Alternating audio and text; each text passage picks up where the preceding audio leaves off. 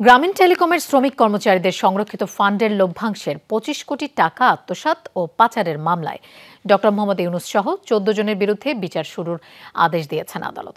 Ceylon family ব্লেন্ডের কড়ালিকার আর সতেজ সাদের perfect ব্লেন্ডে স্বপ্নেরা মিলুক টানা। আজ ঢাকার বিশেষ জজ আদালত ৪-এর বিচারক সৈয়দ আরাফাত হোসেনের আদালত এই আদেশ দেন। একই সাথে আগামী ১১ জুলাই থেকে সাক্ষ্য গ্রহণেরও নির্দেশ দিয়েছেন আদালত। এর আগে গত ২ মে ঢাকার বিশেষ জজ আদালতে মামলার অভিযোগ গঠনের শুনানির জন্য দিন ধার্য ছিল। তবে সেদিন আসামিপক্ষের সময়ের আবেদনের পরিপ্রেক্ষিতে ২ জুন অভিযোগ গঠনের শুনানি শেষ হয়। উভয় পক্ষের শুনানি শেষে আদালত এই বিষয়ে আদেশের জন্য ১২ জুন দিন ধার্য করেন।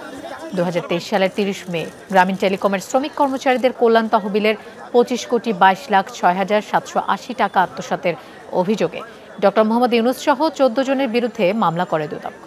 সংস্থাটির উপপরিচালক গুলশান আনোয়ার প্রধান বাদী হয়ে এই মামলাটি করেছিলেন। সারাক্ষণই খাঁচার ভেতরে ছিলাম।